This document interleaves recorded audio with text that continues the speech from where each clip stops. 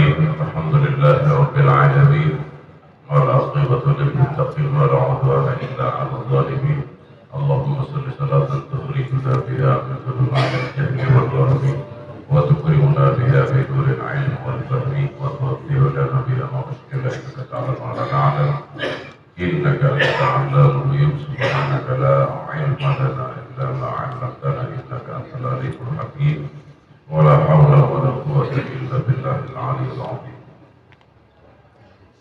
قال المؤلف رحمه الله تعالى ونفعنا به وبارك في علومه وفي دارنا آمين. بسم الله الرحمن الرحيم. ارتباط الفقه بالأخلاق. وأما الفقه فيحرص على رعاية الفضيلة والمثل العليا والأخلاق القويمة والتصريح العبادات من أجل تطهير النفس وتزكيتها وإبعادها عن المنكرات وتحريم الربا بقصد تسر التعاون وتعاطف الناس وحماية المحتاجين من جشع أصحاب المال والمنع من التأثير والقسط بالعقود وأكل المال بالباطل وإفساد العقود بسبب الجهالة ونحوها إلى آخره. ارتباط الفقه بالأخلاق.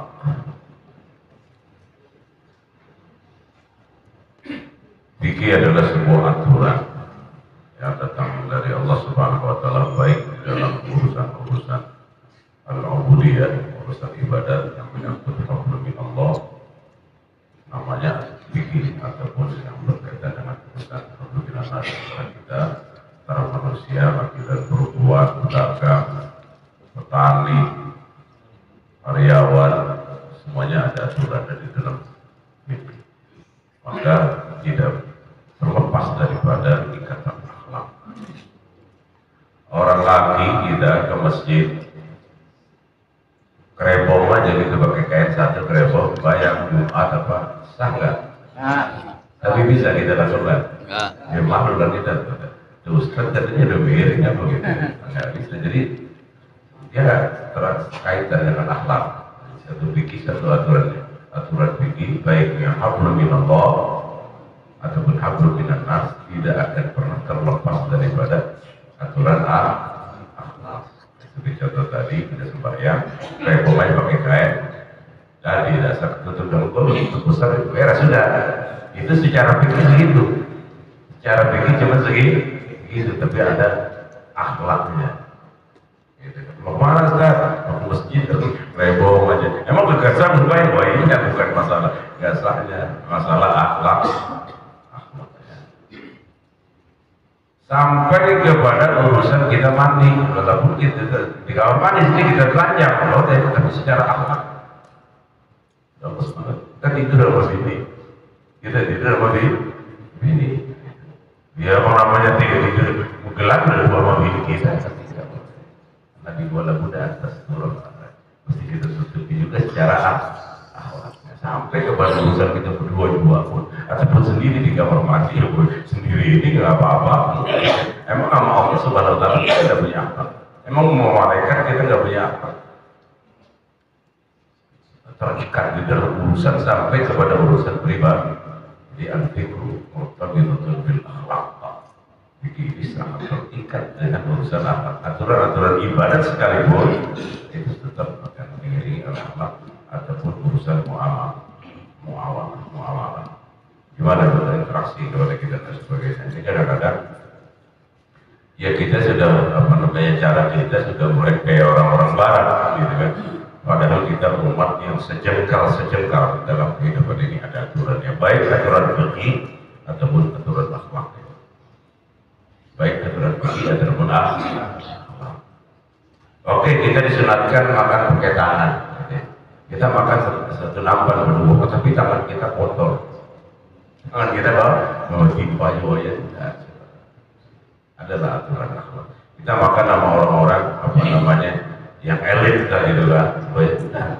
Itu pada sebuah aturan kita makan mesti tangan.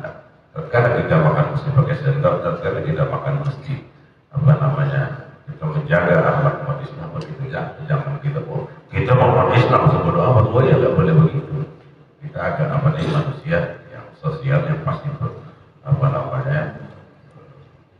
terikat satu dengan lain. Maka kita mestilah kita jadi pemenang di dalam berpegang kepada fikih, kepada aturan fikih, dan berpegang teguh kepada aturan akhlak, kepada aturan akhlak.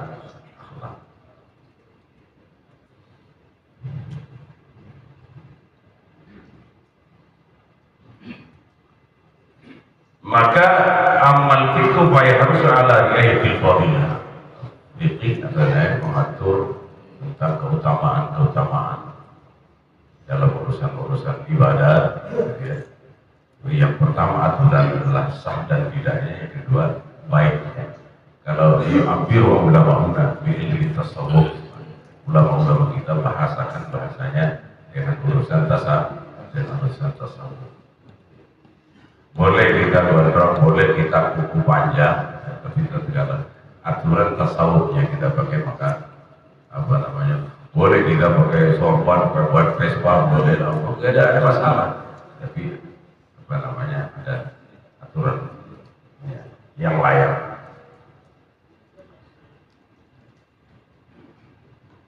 Harus ala riayatil fadilah. Maka adalah kita memperhatikan tentang keutamaannya, kemudian wal muslim, contoh-contoh yang baik, ya. Contoh-contoh yang baik. Ala mamaril ayyam wa tuhur. Ya. Contoh-contoh yang baik ini dalam perjalanan apa namanya, dari mulai kancing tadi kita Muhammad SAW sampai terakhir wal khairiyah la tatawaqqaf. Sedangkan kebaikan itu tidak akan pernah terhenti.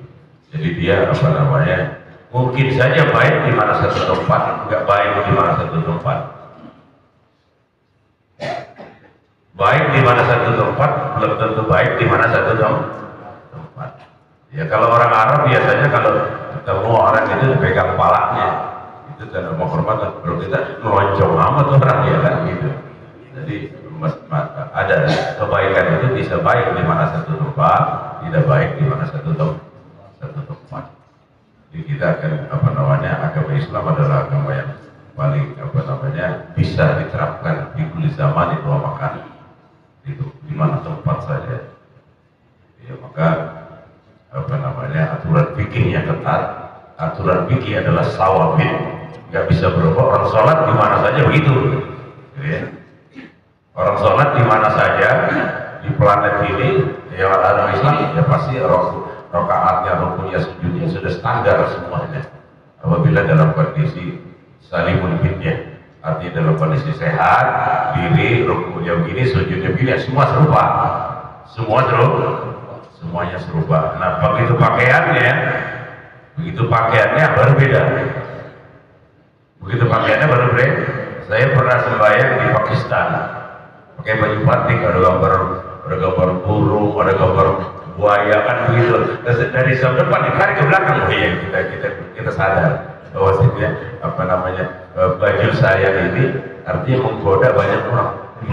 Ada burungnya, ada buayanya kan gitu kan. Iya, maka secara apa namanya, akhlak jadi menggoda orang, kita nggak boleh. Tidak pakai sunat sembahyang mesti pakai satu warna, dia mau putih, dia mau hitam, dia mau hijau, kayak warna, coba banyak gitu kan.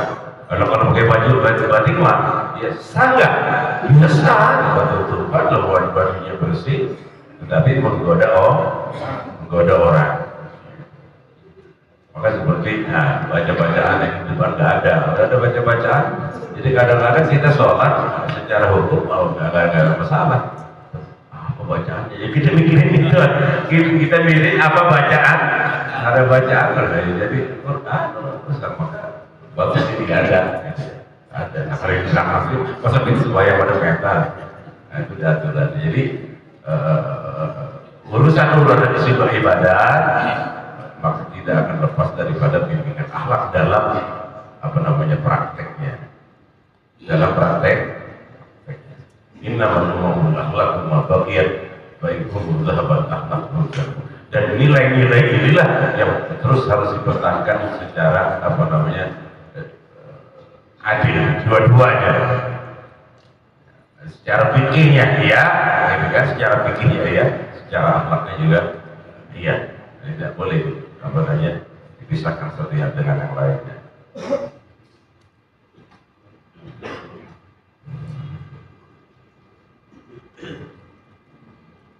Fatashri'ul ibadah min ajli tathhir nafs, maka diperintahkan ibadat tujuan intinya adalah untuk membersihkan jiwa dan menjauhkan daripada yang bukan. Ketika salat, ketika kita puasa, ketika kita haji, ketika ibadat-ibadat yang lain, artinya secara langsung apabila kita lakukan dengan aturan yang benar, akhlak yang benar, akan menghindari kita, menjauhkan kita daripada yang hal yang munkar. Ini kagak, sholat masih benar, tapi doyan banget sama jenggongan. Ini kan kita bingung.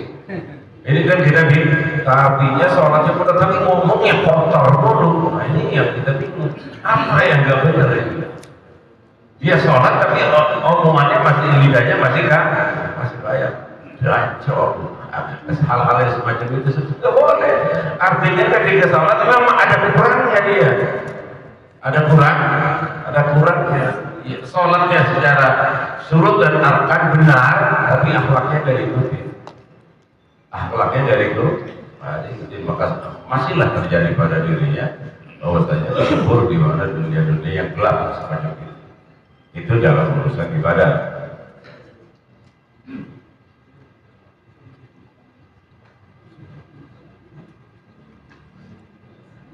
Wa tahrimur riba bitasdib sirruhi ta'awud wa ta'adud. Kenapa Allah Subhanahu wa taala haramkan riba? Riba diharamkan untuk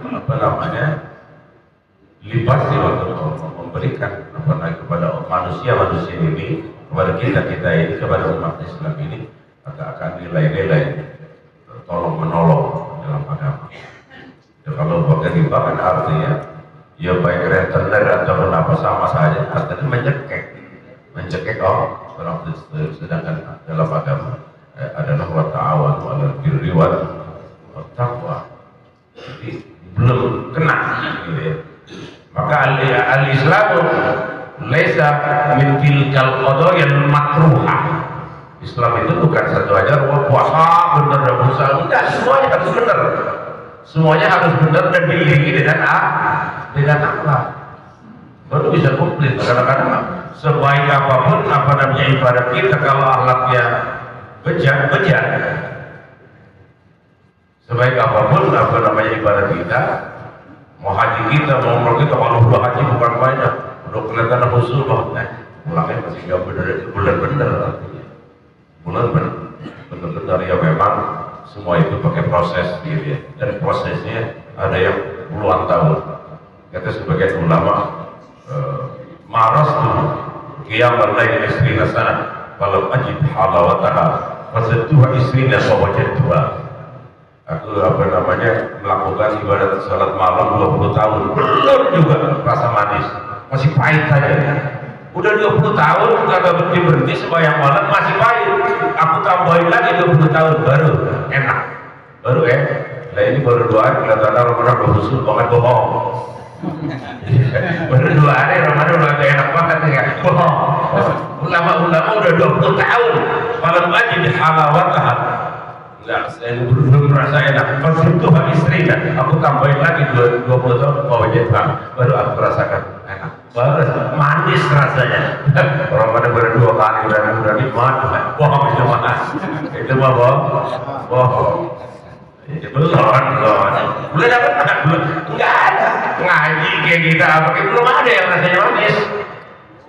Belum ada yang rasanya masih pahit. Maka pantas itu kata saya akrihu alaihan nufus, mesti dipaksain ya kita. Kalau pakai dipaksain nggak ada ini, mesti dipaksain. Bainal qalbal aqur li sahibihi muqim. Kalau sudah ngerti cuma kuda gitu kan, nggak pakai dipecut. Kalau sudah ngerti nggak pakai dipecut, tapi bilangnya di jalan aja.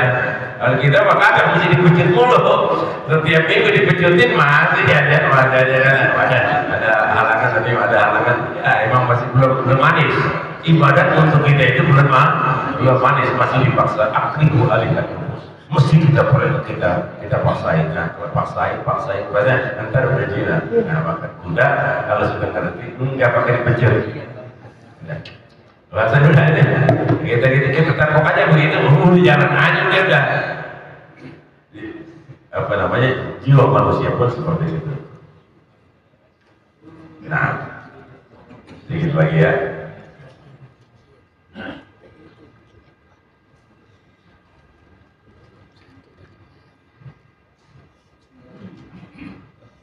Wa himayatul muhtajin yas'in ashabil mana. Artinya bagaimana Islam mengatur dalam masalah muamalah, di dalam masalah transaksi jual beli dan lain sebagainya. Pada dasarnya artinya jangan sampai ada umat yang tertekan ketika Nabi kita Sallallahu Alaihi Wasallam mengatakan da'inas yartazikuna waqtum, biarkanlah manusia mencari rezeki. Satu di antara mereka di pasar, di sini dagang ini, dagang sini. Lo kita jangan kita pikirin bagaimana, udah Allah SWT yang atur rezekinya. Kita mau pakai aja akhlak, kita mau pakai aja akhlak, pakai akhlak Nabi kita Sallallahu Alaihi Wasallam yang benar.